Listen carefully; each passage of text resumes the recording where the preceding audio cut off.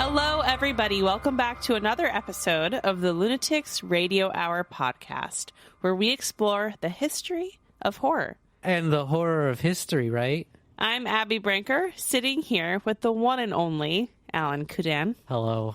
And today, after years in the making, we journey into part one of the history of Kaiju together. This has taken so long to put together simply because I insisted on watching so many Godzilla movies first. And how many Godzilla films are there, Alan? Featuring Godzilla, and I only know this because of your outline, so I'm giving you credit, 37. However, there's a 38th already greenlit, ready to go. Actually, no, there's 39 because there is the upcoming King Kong and Godzilla crossover. And then there's also the new Godzilla, what's it called? -1? There's also a little bit of unplanned timeliness here, because as we all know, the original Godzilla from 1954 was a response to the cultural anxiety about nuclear warfare, right? So there is a film in theaters right now, Oppenheimer, which is all about the dropping of those nuclear weapons and the lead up and all of that. I haven't seen it yet, but I'm about to. So anyway, all of this is to just say we did not plan the timeliness of this episode, but there is, another side to the story, if you will, which we're going to get into today. Before we get too far ahead of our skis, let's talk about the word kaiju. So kaiju actually means giant or strange monster when translated from Japanese. Kaiju films are technically a subgenre of a specific type of Japanese filmmaking called tokusatsu. And so that refers to live action films that rely on special effects, mainly practical special effects. Another example of a subgenre below the tokusatsu header is superhero films or television, right? So Power Rangers could be an example. Though the kaiju genre is defined by its action-packed plots, clever monster origin stories, and thrilling battle scenes, kaiju films are often filled with political and social commentary, which is sort of going to be a little bit of my thesis statement for this series. Not to say that every film that's a kaiju film is deep and thought-provoking, but that many of them have more than meets the surface initially. That is fair. I'd say the really, really good famous ones become that way because of their social commentary, their deeper meaning. The monster is an allegory. But there is a whole mess of movies that are just guys in rubber suits beating the crap out of each other in miniature villages, and it's just glorious. Something for everybody. Something for everyone. But despite that, kaiju films can have emotional depth, tragedy, sacrifice, and commentary on the ethics around scientific advancements. And all of that isn't even to mention the critique of government and bureaucracy, which is almost always present. But let's name today's sources, some of which are going to spill over into part two. The Kaiju film, A Critical Study of Cinema's Biggest Monsters by Jason Barr. A Criterion article by Steve Ryfle, Godzilla's Consciousness, The Monstrous Humanism of Ishiro Honda.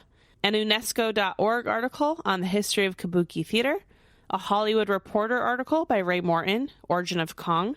A No Film School article by Alyssa Miller, Killer Kaiju, How the Giant Creatures Made Waves in Cinema.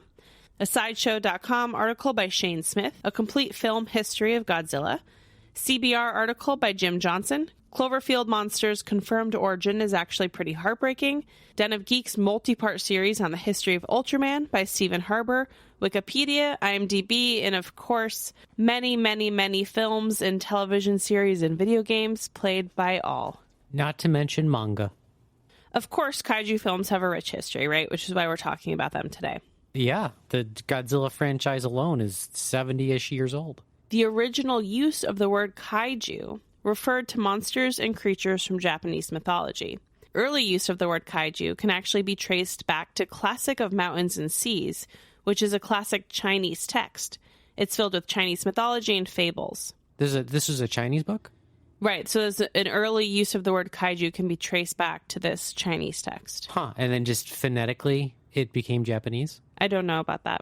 Interesting. I'm just surprised it didn't start in Japanese text. It might have, but it's just one of the earlier, printed examples of it.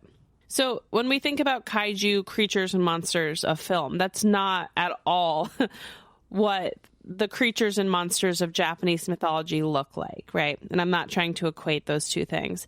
But what I do want to do is just paint the picture a little bit, because Japanese folklore is so rich with these incredible stories of different creatures and monsters and animals.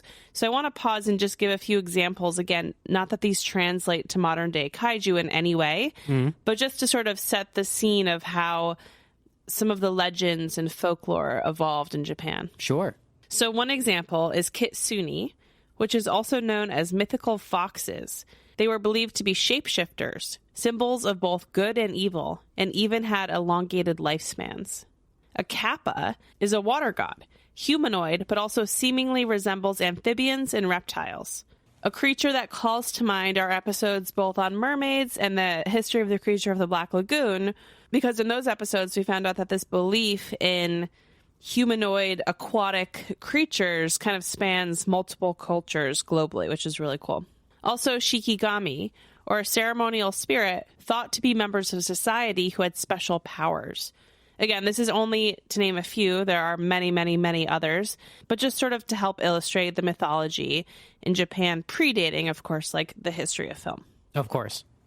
I do look forward someday to our deep dive into just Japanese mythology. I would absolutely love that. It's going to be a long one. We'll have to bring in an expert for that one. In the 1900s, the word kaiju actually started to be used almost as an equivalent to the word cryptid in Western culture.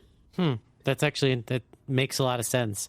When watching just modern Japanese movies with subtitles, anytime they say the word kaiju, it just gets translated straight to monster. And I think one overlap with cryptid versus it's like a legendary monster, a legendary creature, right?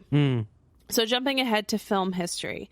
Again, the genre tokusatsu really means films that rely heavily on practical effects, typically action films, which actually has roots in Japanese theater. Dating back to the early 1900s, Japanese theatrical productions utilized special effects and puppetry to convey action-packed fight scenes to audiences. Specifically, kabuki, which is a classic form of Japanese theater, combines traditional dance elements with drama. It's also known for its stunning and elaborate costumes and makeup. That's so interesting. I never really had considered the kabuki influence on kaiju films. Japan and the love of pure visual spectacle. Right. They just go hand in hand, as well as just on so many of like the mass produced low budget kaiju films. The suspension of disbelief is just a given. Like sometimes they're not even painting out the guy wires that, make them the gigantus move its little mandibles, right? It's just a given. It's just part of the art. Quoting from the UNESCO.org's website, the entry on kabuki theater, quote, "Kabuki is a Japanese traditional theater form which originated in the Edo period at the beginning of the 17th century and was particularly popular among townspeople. Originally, both men and women acted in kabuki plays, but eventually only male actors performed the plays.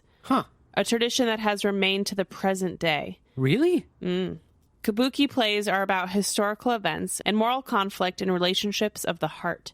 The actors speak in a monotone voice and are accompanied by traditional instruments. Important characteristics of kabuki theater include its particular music, costumes, stage devices, and props, as well as specific plays, language, and acting styles, end quote. This form of theater was inscribed in 2008 on the representative list of the intangible cultural heritage of humanity.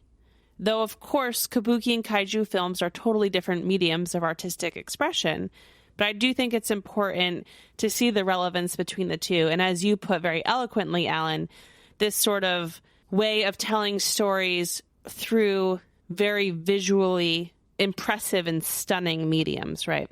Very visually stimulating. Yeah. Not necessarily impressive. Well, sometimes, though. I love them anyways. Although, so just because we're talking about the Edo era, there was one film that I stumbled across just while going down this giant journey of kaiju movies that is the perfect meld of modern kaiju and kabuki.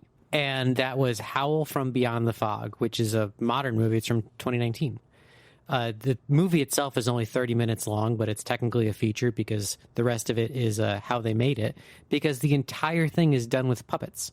It's similar to, I don't know, I was about to say Team America, but no, it's not at all like that, because everything is like super, super high art. It takes place in the Edo era, and the whole premise is that there's a blind woman that befriends this blind lake monster that is a spirit god that lives in the lake, which goes back to the mythology aspect of it, but is a gigantic creature that only comes out when it's foggy. And then stuff happens and people try to force the woman off her home, and the monster gets upset and goes on a rampage kaiju style. It really is a blending of everything we're talking about right now.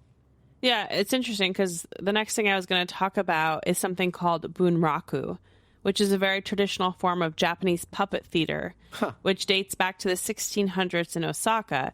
So I do think just even looking at this through the lens of puppetry and like creature design or the design, like that, it's all really interesting to see one country that has such a rich culture and history within its art all around this like visual spectacle, puppetry, creatures, mythology, and how that kind of evolves over time. I mean, we're going to get into this heavily in the pop culture section, if you will. This whole thing is a pop culture section. Okay, great. So free reign. One thing that's really illustrated by this is that it's like the whole how practical effects in movies age so much better than CGI, because for hundreds, thousands of years, right, we've been watching stories told through puppetry or, some kind of like practical effect where you're just suspending your disbelief. And then as soon as early CGI movies came out, they've aged horribly. But practical effect movies like the original Godzilla, nothing but practical effects. That it stands so well. Yeah, it's a good point. I think about that often. In what way? Just from a filmmaking lens, that if you're going to invest in a special effect of some kind, practical effects seem to have longer shelf lives than digital ones because the technology changes so quickly. Yeah, it's true. I guess they're just more expensive, more difficult to do. Yeah.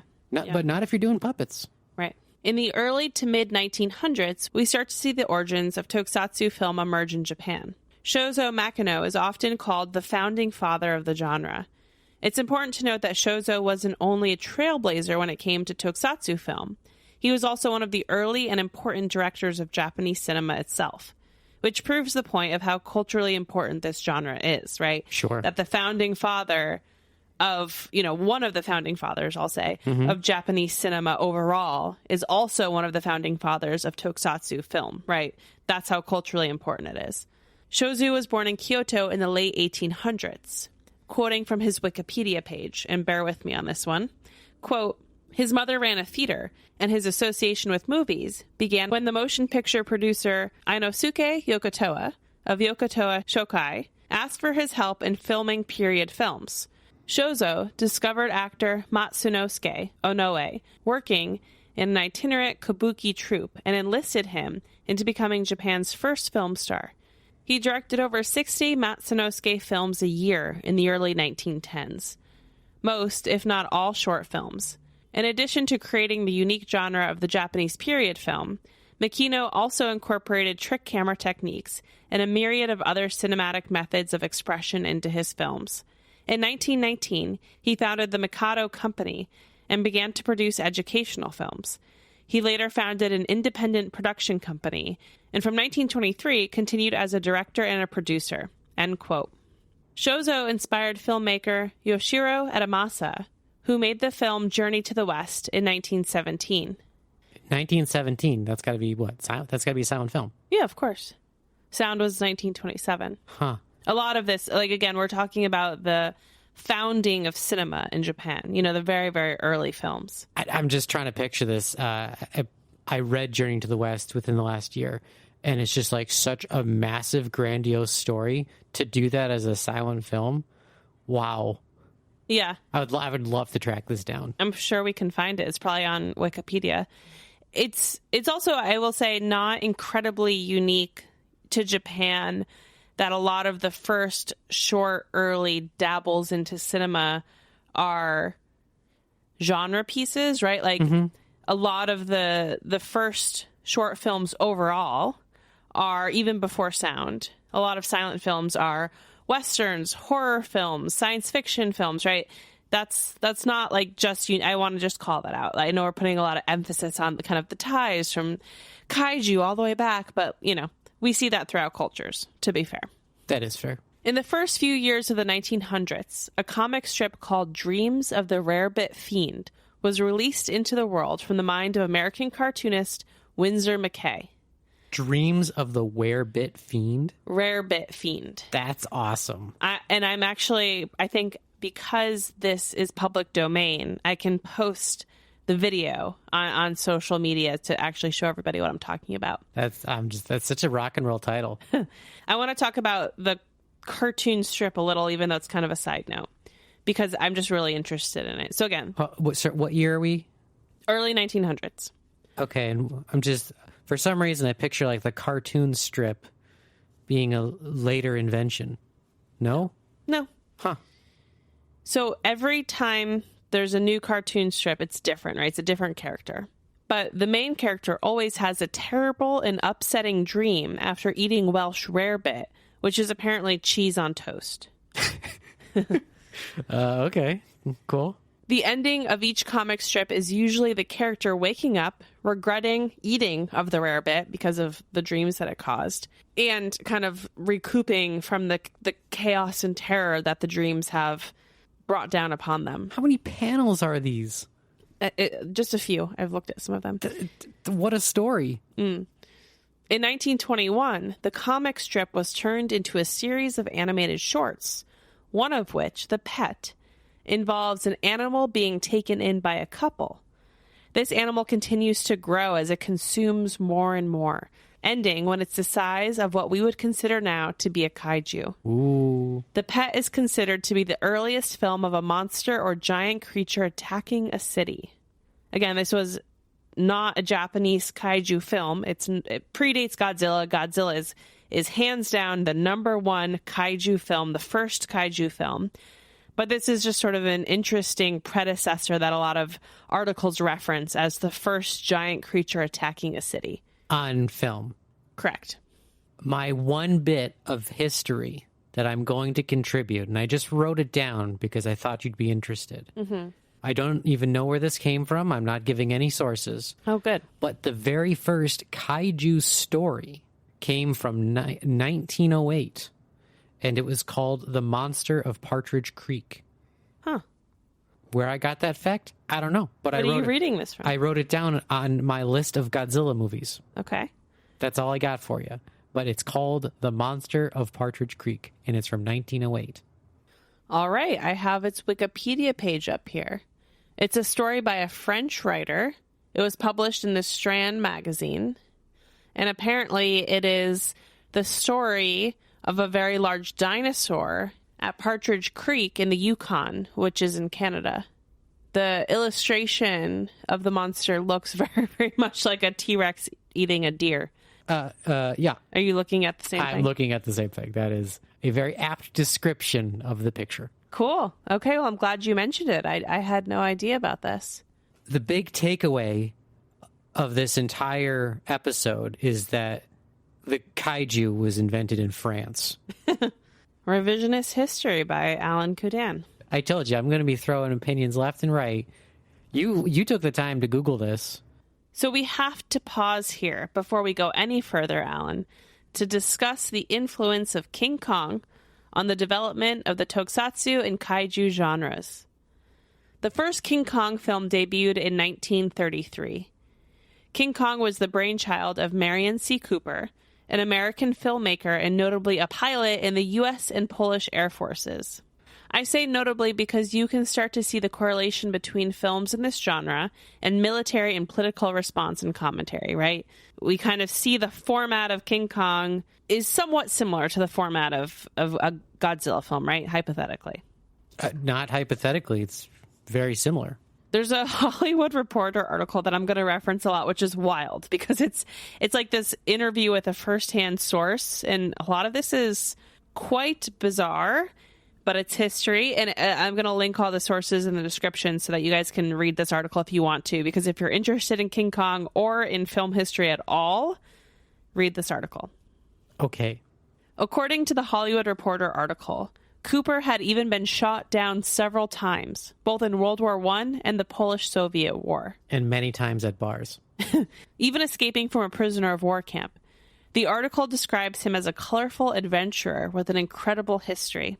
After returning from battle, he went on to be a reporter and an explorer, before combining the two and documenting his travels with film. I'm going to quote here from the Hollywood Reporter article. Quote, during one of the expeditions that he went on, he and his partner made what they called natural dramas. They were sort of documentaries. They would go and film real people and real animals in exotic locations. But then they created a fictional plot. They would edit the documentary footage to create sort of a fiction film based on real footage. They made the first reality show. They made a lot of money, and these things became very popular. On one of their expeditions, he watched a family of baboons, and that got him interested in apes. And then later, he thought he'd like to do a story, a natural drama about an ape. A friend of his, an explorer named Douglas Burden, had gone to Komodo. He was one of the first people to go to Komodo, an Indonesian island where they had the Komodo dragon, end quote. Of course, one of the first Westerners, not one of the first people. His first concept for King Kong was a story about a gorilla that escapes or fights this Komodo dragon. Again, according to the article, it points out that at that time, gorillas were not super well known to Westerners, who would only be exposed to gorillas starting in the 1800s. So, there was this kind of narrative that gorillas were these huge, in Western cultures, because there weren't naturally any gorillas, people didn't really understand what they were, and it made it feel more like a cryptid, say, than an actual animal that existed in the world. It's like the taxidermied lion. They shipped just the pelt back to Europe, and the person that had to taxidermy it into like the full animal, had never seen a lion, so it looks horrific.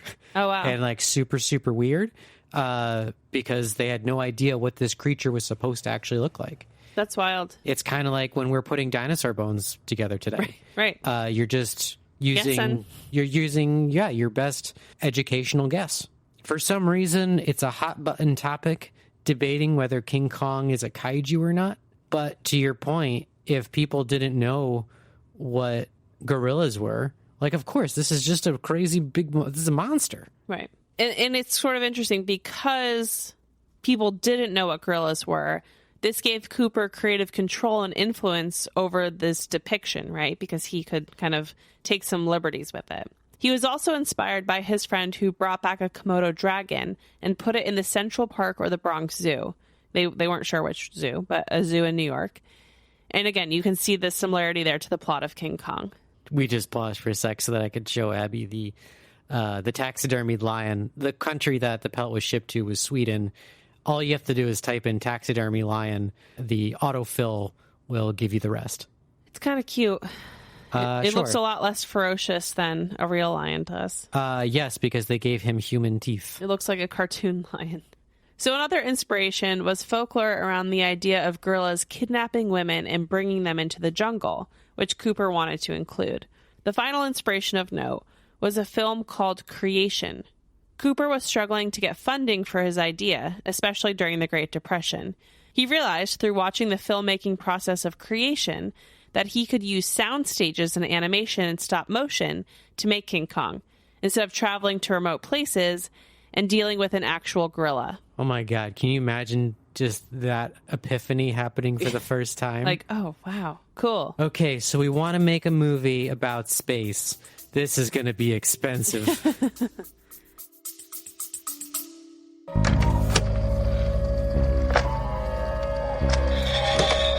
I've got to get out of here.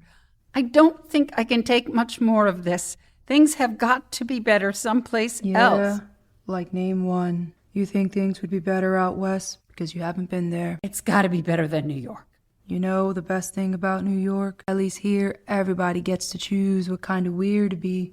In the Midwest, you're kind of stuck with, like, the weird you are. That's very comforting, Norma, but I don't seem to fit in anywhere. Then this is, like, right where you belong.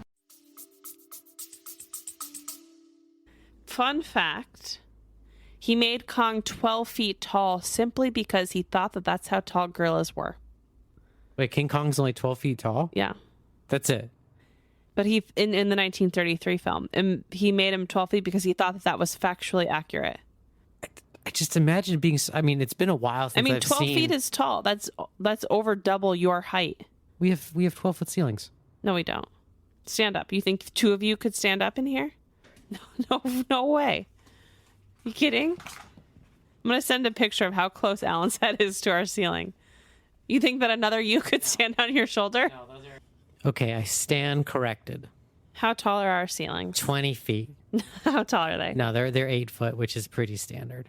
Right. Okay. So that gives you some context about how big King Kong is. Yeah. 12 feet is no joke. Okay, he would have to slouch, but he could be in our apartment. Not comfortably. That would be like you being in a 3 foot tall apartment. No. Yeah. 12 feet down to 8 feet. Yeah. 6 feet down to 3 feet. Okay. He's also a gorilla. Okay. So is 12 feet when he is on all fours or when he's standing up? When he's standing up. Head to okay, so he goes on all fours. He could comfortably be in the apartment. Okay. In 1933, King Kong debuted, which had a direct influence on tokusatsu and later kaiju films in Japan. But again, there's a big debate whether he's a kaiju. So for any of the patrons that listened to our horror movie club episode this month, Yep. It was about The Host, which is a Korean quote-unquote kaiju movie. And I only say that just because it's a small monster, and it's just kind of like it's an animal. It's a weird animal. It's a mutant animal. It's a mutant animal, kind of in the way that King Kong is. He's just like an overly large gorilla. But for me, there's no question that King Kong is a kaiju. You think King Kong is a kaiju? Yeah. I don't. Go on. I think King Kong is just an animal. In 19... It's like saying Jaws is a kaiju. What is it, 62? It was real early. That's when Godzilla faced off against King Kong. Do you think Jaws is a kaiju? No, he's a shark. He's a slightly larger than... He's an ornery shark. Okay. Is the Meg a kaiju? Close, yes. What's the difference? He's really big. Real big. And he was like a prehistoric beast, locked away, freed because of... I don't know. I haven't seen the Meg in forever. I'm assuming it was just super deep in the ocean, and then we do testing and piss him off, and he comes and eats people. The thing is, for those of you who are not patrons and did not listen to Horror Movie Club this month, Alan's whole definition of kaiju really boils down to size of creature. Yep. I don't agree, and we're not going to agree with all of the ways that you and I specifically define kaiju films. I believe the first kaiju film is Godzilla from 1954, and I think King Kong I put in the category as Jaws, which is, there's not really an origin story. It's a large gorilla, maybe at the point when King Kong and Godzilla face off and King Kong is much bigger than 12 feet. We can talk about it being a kaiju. Sure. But I don't think the film from 1933 inherently is a kaiju film. Okay. I'm agreeing with you. You're talking about King Kong, the film. I'm talking King Kong, the character. Right. It's also like in the original film, it's like an expedition to where King Kong is, and we're taking him out of his place. He's not like Skull Island. Right. He's not coming to attack, or, it's just a different feel to me. Also, in the original, isn't like he's worshipped, isn't he? I don't know. He's king. I'm confusing it with The Jack Black film? Well, both the Jack Black film and Skull Island, the legendary remake of meaning Legendary Pictures. But yeah, the Jack Black film. Holy cow. What a film. I feel like that is still pinnacle King Kong. Sure. Yeah. It's a retelling of the original. They make him big and mean, and he fights dinosaurs, which is cool. And it has Jack Black. Like, Everybody loves Jack Black. but okay, so because he's just a gorilla, but he's Ooh. big, you don't think he's a kaiju. I just think it sort of predates the genre. The original film sort of predates the existence of the genre. Forget the original film. Or just I'm talking, you're thinking holistically about him? holistically King Kong. To me, the origin story, like the fact that he's a giant gorilla without a power or an origin story, he's a fringe for me. He's on the cusp. That's the mythos from 1933. And possibly also the Peter Jackson remake. Yeah. In the legendary Monsterverse, there's lots and lots of mythos about the origin of Kong. How his family used to do battle with Godzilla's family, their ancestors. And they have all these temples because they were basically treated, they were the world's first gods. Like that's also like a big theme of kaiju, is that these are supernatural forces, basically. Right. I don't have a hard stance on it. Now, answer me this. Okay. So you take just a normal animal, take a giraffe, Okay. make him 800 feet tall. 800 feet tall. Is that Okay. a kaiju? No, it's a large giraffe. He's stomping around a city. Extra large. Get him back to where he wants to go. He starts. I don't know. He's not breathing like atomic breath. He's What? not. There's no. He could. But he's not in your example. You know, he's just a large animal. He doesn't have a power. But he's stomping around. Oh, okay. Stomping around is not a power. I do that every day. So they need powers. I'm huh? not saying that. I'm just saying I'm trying to get your. It again. there's This is got to be something special there. something. Like Mothra is a giant moth, Yes. but Yeah. she has little twin friends. Like she has like some like mystical elements to her. She's the guardian of the planet. Right. We love her. A giant giraffe? Yeah. King Kong? Yeah. Like to me, the story of King Kong is about taking a creature out of their element and bringing them against their will and putting them on display and dealing with the ramifications because you underestimated their power versus what I think some of the narrative of kaiju films are. That is literally the origin of Godzilla as well. There was he wasn't created by the nuclear bomb. They talk about it in the 1954 film, how there's all these undersea caverns and the bomb blew one up and destroyed his natural habitat. And now he's pissed. And so he comes and, it's instead of being taken from his natural existing environment, he was ousted. Well, But he does also have atomic breath. let's talk about Godzilla. Woohoo!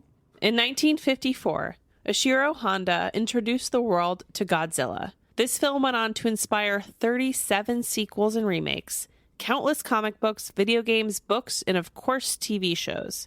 Godzilla became a global mega hit associated with action and destruction, but its original intention was much deeper. 9 years before the release of Godzilla, on August 6th and 9th, 1945, the United States of America dropped 2 atomic bombs on Japan. The first was on Hiroshima, and the second on the city of Nagasaki. The combined bombings killed as many as 226,000 people instantly.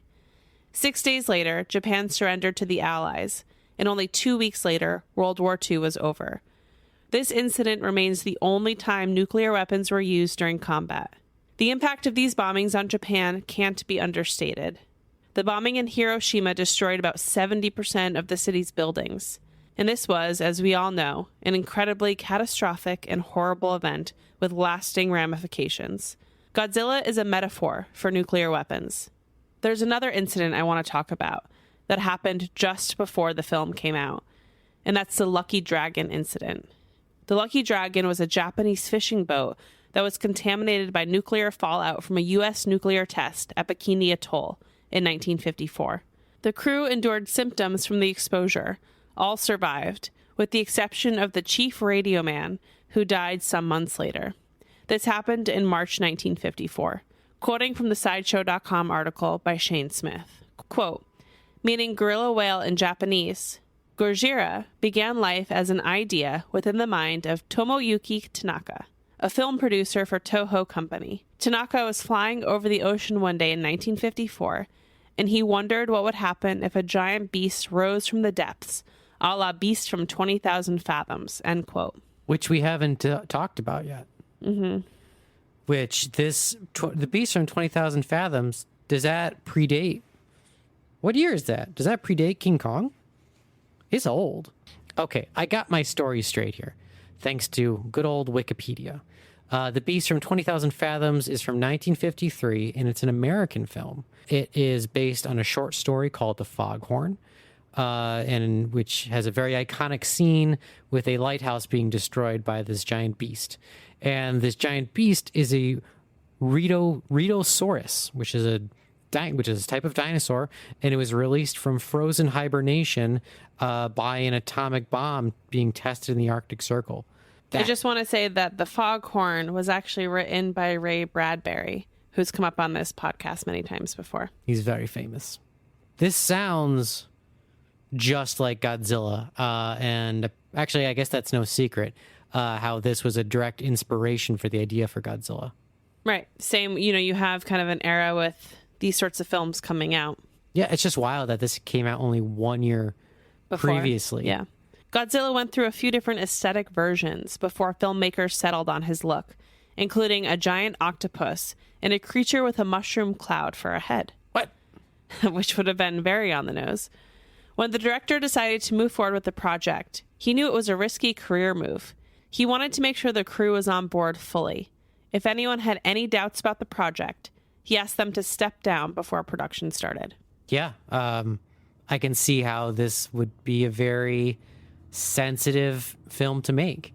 But speaking to your point about Godzilla's design, it's so interesting because it's so similar on paper to The Beast from 20,000 Fathoms. But one movie has not only survived the test of time but thrived, and the other is a trivia fact, basically. Right. And I remember we watched this, or maybe I just watched this, but this was years ago, because I was excited to just see a classic kaiju movie. And the big problem with it is it's a big stop motion, just like King Kong, but they keep showing the monster, very similar to King Kong. King Kong is a hokey movie. I mean, it's has some horrific things that happen, but it doesn't follow the rule of, let your mind fill in the gaps. It just keeps showing. And The Beast from 20,000 Fathoms does that in spades. They just keep cutting back to it. Just be like, look at our production value. And your production value sucks in 1953. But then you get to Godzilla, where, yes, they show him many times. However, I don't think there's a single time where they show all of him. His head, like the iconic thing is his head poking over the ridge. Right. It's his foot stomping through. It's his tail. It's just bits and pieces. And it's so dark and underexposed. And he only comes out at night except for the over the ridge shot, Yeah. There's so much left for the mind to infer. It's one of the reasons why the first Godzilla is one of the few true horror movies in the genre. Right. Along with The Host. Yes, along with The Host. Bear with me as I read this rather lengthy quote from the Criterion.com article by Steve Ryfle to help set the stage of the state of cinema in Japan at the time. Quote, "It was the spring of 1954, and Honda was readying to direct Godzilla. As the first movie of its kind produced in Japan, and one of the most expensive movies made in the country to date, it was an audacious project for the filmmaker, for Toho Studios, and for a domestic film industry that had been left devastated and demoralized after World War II, but was now resurgent. During the 50s and 60s, the masters of post-war Japanese film, Akira Kurosawa, Kenji Mizoguchi, Masaki Kobayashi, Mikio Naruse, Nagisa Oshima, Kan Ichikawa, and many others, would produce a bumper crop of exemplary, enduring cinema, acclaimed at home and abroad. Concurrently, a generation of studio-contracted directors would crank out commercial program pictures for the domestic market, dramas, comedies, period pictures, gangster pictures, and musicals. With efficiency and hit-making skill, Honda was among the latter group, but he would forge a unique path as Japan's foremost director of kaiju iga, or giant monster movies. End quote. Honda's influence spans far past kaiju films. His work not only started this subgenre, but also went on to inspire and refine the disaster, action, and science fiction genres in general. One reason for this is the mass appeal and broad distribution of Honda's work. The Criterion article calls out that while Akira Kurosawa, for example, remains a film school art house classic, Honda's Godzilla had an intense global impact on audiences. Can we just reflect for a moment that when you think of the Criterion collection, you don't think of Godzilla movies, right? I do. I think of... Well, it's not the first thing that comes to mind. I don't know. You think of cinematic masterpieces, and I personally, yes, the first Godzilla is a cinematic masterpiece. However, having gone through, well, according to my notes, 22 of the 37 Godzilla movies, there's a lot of them that are part of the Criterion collection. Yeah. I don't know what the criteria is to get on that list, but a lot of them made the cut. So good job, buddy. Yeah, I also think the Criterion collection is largely about the preservation of important works for a myriad of reasons, not only because they are critically acclaimed or, Right. But think about modern day movies. I assume things are still being added to that Criterion collection. I don't know. I really don't know this, surprisingly. But I don't know. Is American Pie going to be in the Criterion collection? Is The Avengers going to be in the Criterion collection? These were movies that had a strong impact on cinema in one way or the other. That's a good point. Films are being made much more now, right? Films in general are just so much more prolific that it's a larger pool to choose the special ones from. Just imagining in the year 2077, kids are sitting in film school with their robot teachers, and they're like, okay, now we're going back and we're going to watch Dude, Where's My Car?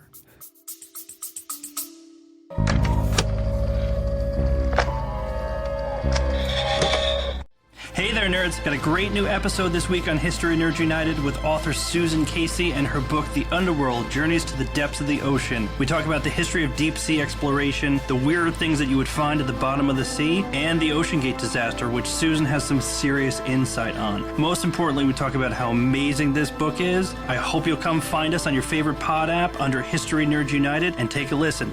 Until next time, nerds. History Nerds United.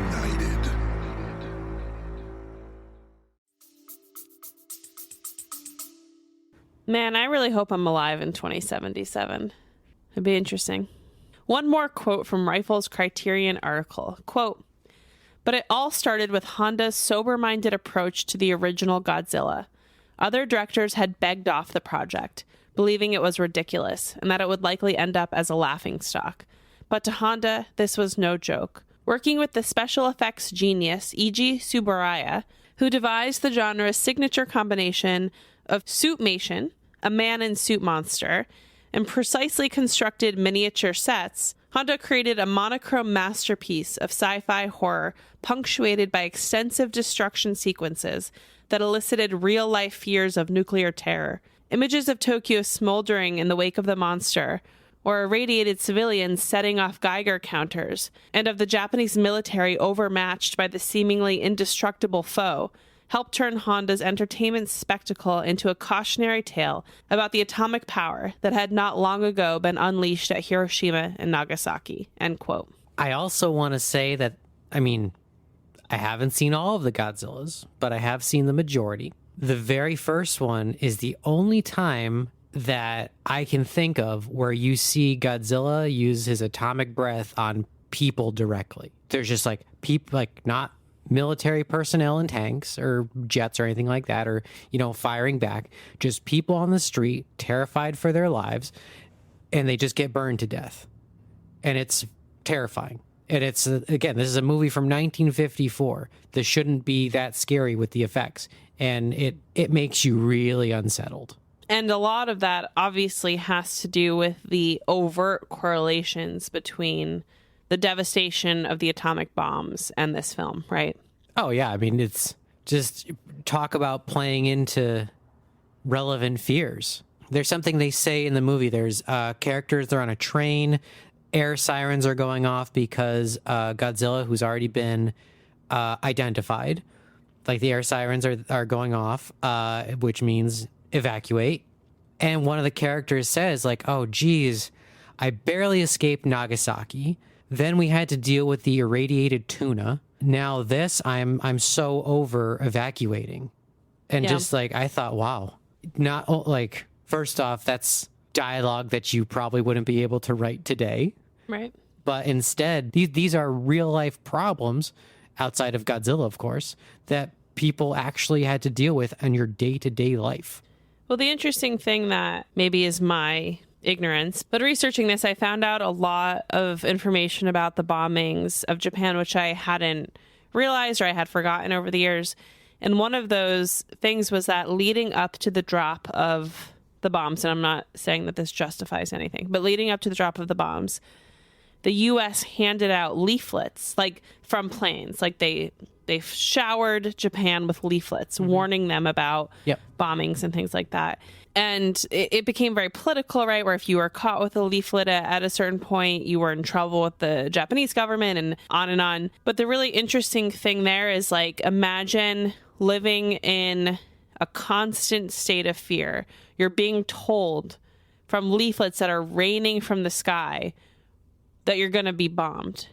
And that those leaflets are actually so impactful that there's a lot of people who kept evacuating, right? But then it was like, well, when is it going to happen? So that's just like an interesting detail that it doesn't do anything to alleviate the damage of what happened, but it adds to the fear of the lead up to it, right? And especially when the Japanese government at the time was like, pay no mind, and not even pay no mind, but if you're caught with a leaflet, you might go to jail. You know, it's just like you're getting it from all sides. It's just like the Japanese people were really kind of being tortured at that time before the bombings even happened mentally. Well, sure. I mean, I don't want to get too far into World War II politics.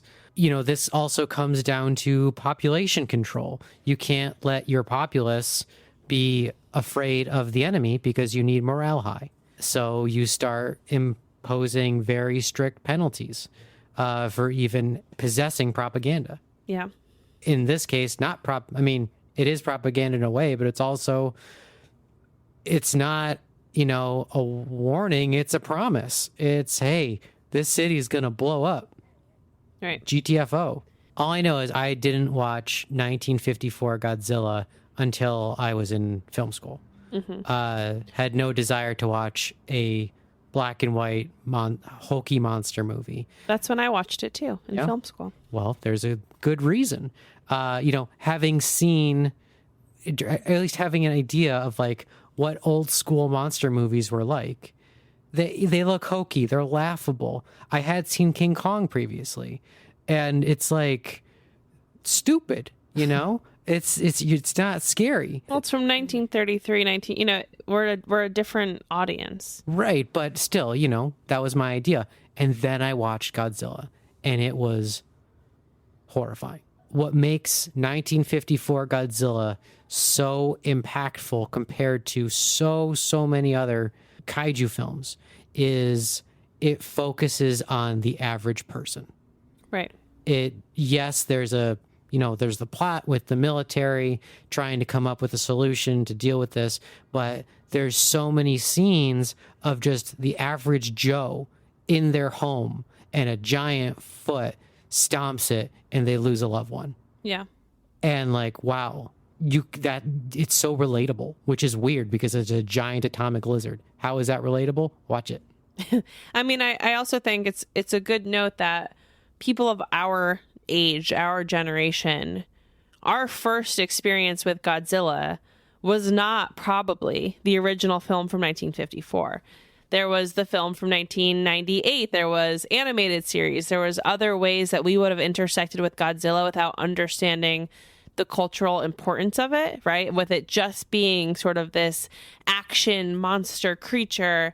So I remember the first time when I watched the original and I had this very clear sense of what I thought Godzilla was and what I thought the original was going to be. And I was like, oh shit, this is something totally different. And it's much deeper. And it's, to your point, it's horrifying, but it's also poetic and tragic and all of these other things. It's a tragedy all around. Right. And so it kind of shifted everything for me, which is, again, why I think part of what I'm trying to highlight today, and more so in part 2 of this series, is that this genre inherently lends itself really well to deal with big issues, to deal with uncomfortable issues or tragic issues because of the format. So anyway, yeah. It's a sad movie, and the word tragedy is perfect. Nobody wins at the end. Yeah. So many cities in Japan are just fucked. Then at the, spoiler alert for 1954 Godzilla, they end up killing him at the end. It's also one of the very few movies where Godzilla dies. And they do so with a very, very heavy heart because this creator makes another weapon of mass destruction, which is the very thing that caused Godzilla to rise in the first place. They basically have to combat this evil with an even greater evil. And so the creator does it with the heaviest of hearts, so much so that he sacrifices himself in doing so. He insists on detonating the super weapon, which is called the oxygen destroyer. He insists on detonating it himself so that not only did he destroy all his notes, but he would die so that no one could coerce him into ever building another one, which is just like, wow, just imagine that gravitas. Yeah, truly. It's a sad movie. I'm bummed. It's sad. It's beautiful. It's many things. Everyone go watch it if you haven't seen it. One thing to sort of highlight here, the Godzilla franchise is made up of almost 40 films, right? And maybe even more if you count additional films made and additional projects. But regardless, it's a massive, massive franchise. Godzilla as a franchise is also a spectrum from films like the original to films like, what's the most ridiculous spinoff? What's the most ridiculous? Well, Abby, I'm so glad you asked. That's really a toss-up. It's either Destroy All Monsters. It's just a giant Royal Rumble with monsters. Because there's gas that makes them go nuts, and aliens are involved. Okay. But personally, I think the most ridiculous, and I don't know. It's such a toss-up. There's Son of Godzilla, where it's not about, a monster destroying a city and the army and the ramifications of the people trying to survive this onslaught. It's about Godzilla taking on the trials and tribulations of parenthood. Right. So that's a great example. So Godzilla, the franchise, is a spectrum from the original, which is about nuclear weapons and the devastation on humanity, to Son of Godzilla, where Godzilla just really figures out how to be a dad, right?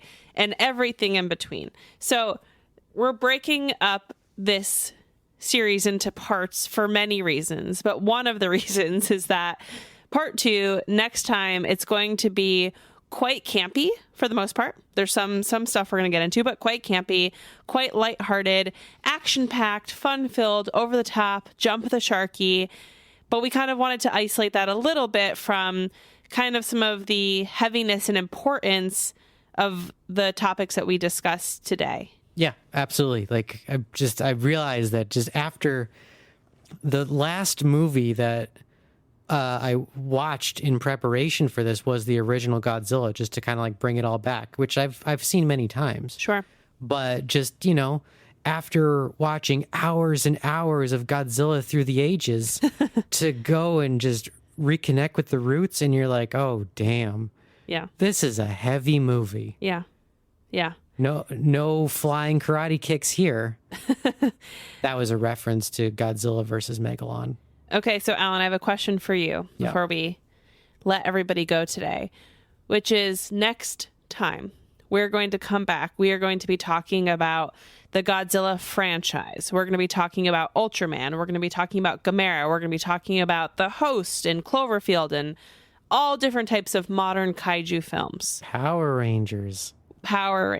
What homework? You were the one who we've both watched a lot of kaiju films, but you've watched a lot. What films should people watch for next episode to have a little bit of understanding of what we're going to talk about? How many recommendations should I give? 3. 3. Abby. That's unfair. There's no way people are going to watch more than 3 films for this.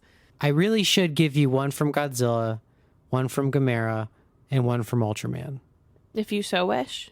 You seemed pretty fucking freaked out watching Cloverfield today.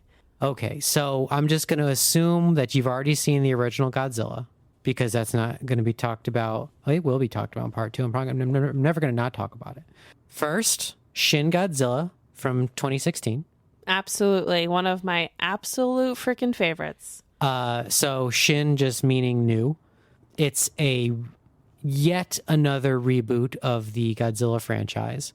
And personally, the reboot movies are the most fun, in my opinion, because first off, you don't feel like you're missing out on decades of mythos building. It's not like you're watching Avengers Endgame without ever seeing a Marvel movie, you know? Instead, you're watching Iron Man 1. But okay, that's my first recommendation. I would suggest Cloverfield. You looked absolutely terrified watching Cloverfield today. Okay, we're going to talk about this next time. But I've said on the podcast before, Cloverfield is one of the few movies that I would never watch again because I had such a pinnacle experience in theaters. And for me, that was the greatest of all time movie-going experience. But then you watched it. I felt like it was too important to this episode to not revisit. And I'm really glad I did, but I'll go into more detail later. Okay. So we have Shin Godzilla, Cloverfield. Can I jump in with one? My 2 cents would be Ultra Q. Watch an episode or 2 of Ultra Q, which is the first series within the Ultraman universe. And it doesn't necessarily tie in with the rest of Ultraman, but if you're here and you're into horror, Ultra Q is kind of like a horror anthology Twilight Zone type show. And again, it's not a movie, but to me, it's very fascinating on its own. So that would be my 2 cents along with The Host, but that's just me. Okay, here's my third recommendation. And just to be well-rounded, to not pick another Godzilla movie, I'm going to say Gamera, Guardian of the Universe. All right, so now you have your homework. So if you choose to accept it, if you don't, again, you certainly don't need to watch all of these movies. This is such a pop culture heavy episode because we're talking about the history of an entire genre. So there's no expectation or requirement to watch all of the films. The important thing is hopefully that we will all be a little bit inspired at the end of this to watch stuff out of our comfort zone or watch some films we hadn't previously watched and approach this genre with a deeper understanding of its cultural significance. But part 2 is going to be really fun. I agree. I only give that third recommendation because that is the only franchise that is ballsy enough to make a movie about a giant reptile destroying cities that's not Godzilla and also be successful. And also, like, he's cool. He's a giant turtle. And he's got rocket legs. Like, that's kind of neat.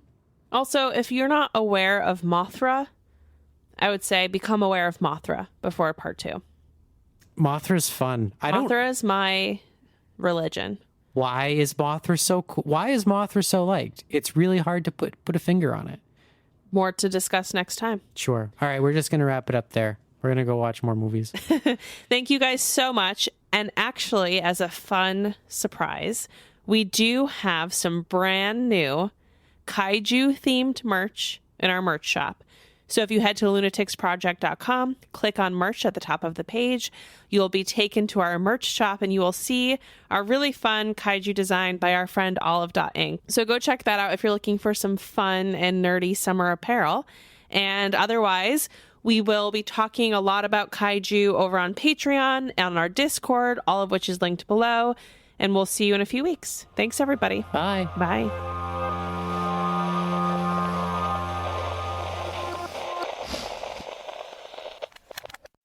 Thanks for listening.